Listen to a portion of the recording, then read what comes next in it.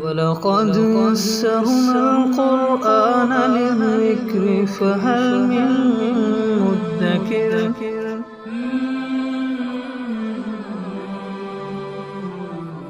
سورہ آل عمران آیت نمبر 160 اعوذ باللہ من الشیطان الرجیم بسم اللہ الرحمن الرحیم ان ینصرکم اللہ فلا غالب لکم وَإِن يَخْذُلْكُمْ فَمَنْ ذَا الَّذِي يَنصُرُكُم مِّن بَعْدِهِ وَعَلَى اللَّهِ فَلْيَتَوَكَّلِ الْمُؤْمِنُونَ۔ اگر اللہ تعالیٰ تمہاری مدد کریں تو کوئی بھی تم پر غالب نہیں آ سکتا، اور اگر وہ تم کو تنہا چھوڑ دے تو پھر کون ہے جو تمہاری اللہ کے بعد مدد کرے گا، اور اللہ پر ہی ایمان والوں کو توکل کرنا چاہیے۔ احد کے متعلق یہ ساری آیات چل رہی ہیں، تو احد میں جو مسلمانوں کو پسپائی اختیار کرنا پڑی، اس کی وجہ سے حضرات صحابہ کرام کے حوصلے بھی ٹوٹے ہوئے تھے، اور بار بار دل میں یہ بات آتی تھی کہ یہ کیوں ہمارے ساتھ ایسا ہوا اور ہم کیوں پسپا ہو گئے، ہزیمت ہمیں اختیار کرنی پڑی۔ تو یہ چیز ان کو پریشان کر رہی تھی، تو اللہ تعالیٰ نے ان کو تسلی دی کہ دیکھیں بدر میں بھی تو اللہ نے تمہاری مدد کی تھی تو تم غالب رہے، حالانکہ بدر میں بھی تو بہت زیادہ کم تھے کفار کی بنسبت، تو احد میں تو اس کی بنسبت تو زیادہ تھے مسلمان، لیکن ایک لغزش اور خطا کی وجہ سے اللہ تعالیٰ نے وہ مدد ہٹائی ہے۔ تو بہرحال اگر اسی طرح اطاعت کریں گے، پیروی کریں گے تو اللہ تعالیٰ مددگار رہیں گے، اور اللہ ہی مدد کرے تو مسلمان ایمان والے غالب ہوتے ہیں، اور اگر اللہ تنہا چھوڑ دے تو پھر ایمان والوں کی کون مدد کرے گا؟ اللہ کے علاوہ کون مدد کر سکتا ہے؟ لہذا اللہ پر بھروسہ کرنا چاہیے۔ وَمَا كَانَ لِنَبِيٍّ أَن يَغُلَّ وَمَن يَغْلُلْ يَأْتِ بِمَا غَلَّ يَوْمَ الْقِيَامَةِ، اور نبی کے شایع نشان نہیں، بلکہ کسی نبی کے شایع نشان نہیں کہ وہ مال غنیمت میں خیانت کرے۔ یہ شاید جیسے کہ احد کے واقعے کے اندر گزرا کہ بعض حضرات صحابہ کرام جو ایک ٹیلے پر ان کو مقرر کیا تھا، تو وہ بعض حضرات وہاں سے اتر آئے تھے اور مال غنیمت جمع کرنے لگ گئے تھے، تو ان کو یہ کہا جا رہا ہے کہ اگر تم لوگ مال غنیمت جمع کرنے میں شریک نہ بھی ہوتے پھر بھی تمہیں تمہارا حصہ تو ملنا تھا،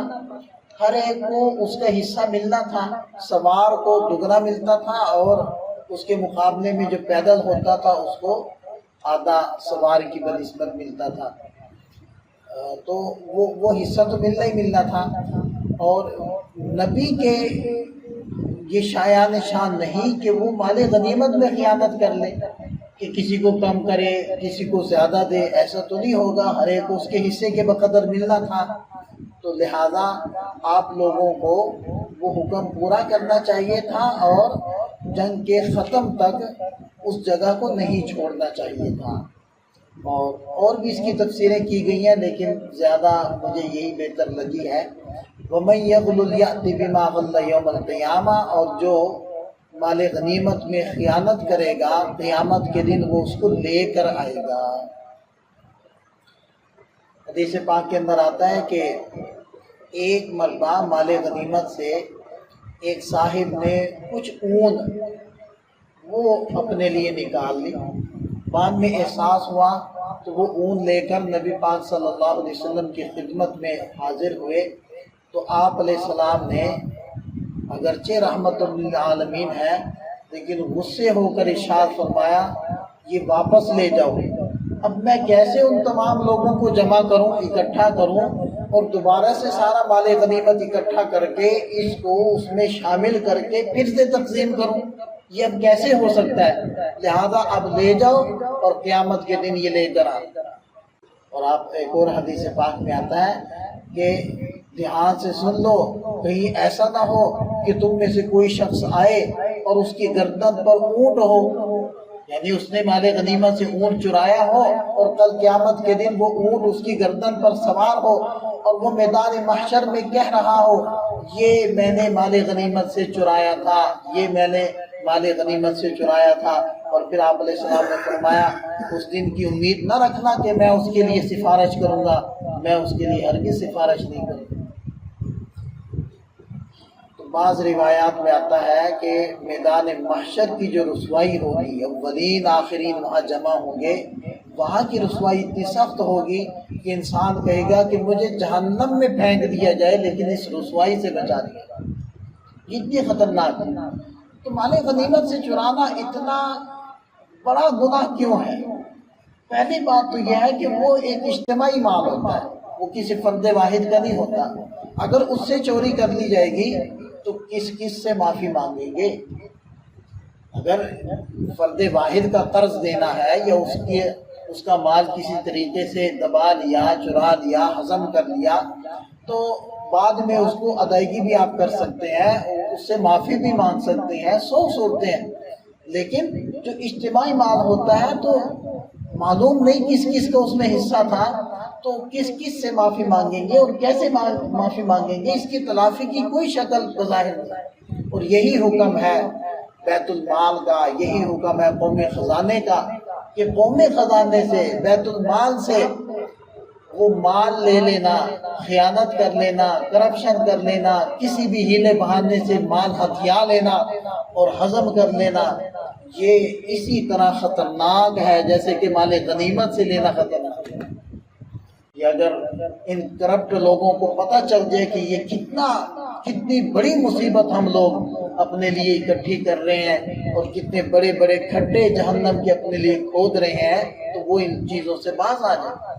کہ ایک ایک روپے کا، ایک ایک پیسے کا، فَمَن يَعْمَلْ مِثْقَالَ ذَرَّةٍ، اللہ تعالیٰ نے فرمایا کہ جو ذرے کے برابر بھی خیرًا یرا، خیر لے کر آئے گا تو اس کو دیکھے گا، وہاں پائے گا، خیر موجود ہوگی۔ وَمَن يَعْمَلْ مِثْقَالَ ذَرَّةٍ شَرًّا یرا، اگر وہ ایک ذرے کے برابر شر بھی کر کے آیا ہوگا تو اس کو اپنے سامنے پائے گا،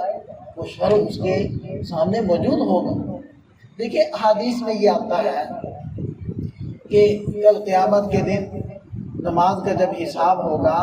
تو اگر فرضوں میں کمی ہوگی تو اللہ تعالیٰ فرشتوں سے فرمائیں گے دیکھو اس کے پاس نفلیں ہیں، تو نفلوں سے فرضوں کی کمی پوری کی جائے گی۔ لیکن کسی حدیث میں یہ تو نہیں آتا کہ مال غنیمت سے چوری کیا ہوگا تو کوئی نفلی صدقے جو اس نے دیے ہوں گے تو وہ تلافی ہو جائے گی، ایسا تو کہیں نہیں ہے، کسی روایت میں نہیں آیا۔ یہ چھوٹنے کی چیزیں نہیں ہیں۔ دیکھیں کہ قرض لینا، انسان ضرورت میں قرض لیتا ہے، اور آپ علیہ السلام نے قرض لیا ہے، غیر مسلموں سے بھی لیا ہے، تو قرض لینا ایک مجبوری ہوتی ہے، اور بسا اوقات ایسا ہوتا ہے کہ انسان دے نہیں پاتا کہ اس کی وفات ہو جاتی ہے، کیونکہ موت کا تو کیا پتہ ہے کب اچانک سے آ جائے۔ لیکن آپ علیہ السلام نے مقروض کا نماز جنازہ نہیں ادا کیا، جب تک گنجائش نہیں تھی خود ادا کرنے کی، اس وقت تک آپ علیہ السلام نے مقروض کا نماز جنازہ ادا نہیں کیا، فرمایا کہ تم لوگ پڑھ لو، اور جب گنجائش ہو گئی تو پھر مقروض کا قرضہ خود ادا کر کے پھر اس کا نماز جنازہ پڑھا کرتے تھے۔ اتنا اہم مسئلہ ہے یہ۔ اور اسی طرح جو بھی اجتماعی مال کی شکلیں ہیں، جیسے مدارس ہیں، مدارس کا فنڈ ہے، مساجد ہیں، مساجد کا فنڈ ہے، یا اور دیگر ادارے ہیں ان کا فنڈ ہے، اور اس کے فنڈ کے جو ذمہ دار ہیں تو ان کے اوپر اسی طرح یہی ذمہ داری ہے جیسے کہ مال غنیمت کی ذمہ داری ہوتی ہے، اور اس سے چوری اسی طرح ہے جیسے کہ مال غنیمت سے چوری۔ تو ارشاد فرمائے وَمَن يَغْلُلْ يَأْتِ بِمَا غَلَّ يَوْمَ الْقِيَامَةِ، جو بھی خیانت کرے گا کل قیامت کے دن اس خیانت والی چیز کو لے کر آئے گا، ثُمَّ تُوَفَّىٰ كُلُّ نَفْسٍ مَا كَسَبَتْ، ہر ایک کو پورا دیا جائے گا ماں کا سبب، جو اس نے کمایا، اچھا کمایا تو اچھا اس کے سامنے پورا آئے گا، برا کمایا تو پورا اس کے سامنے آئے گا، وَهُمْ لَا يُظْلَمُونَ، ان پر کوئی ظلم نہیں ہوگا۔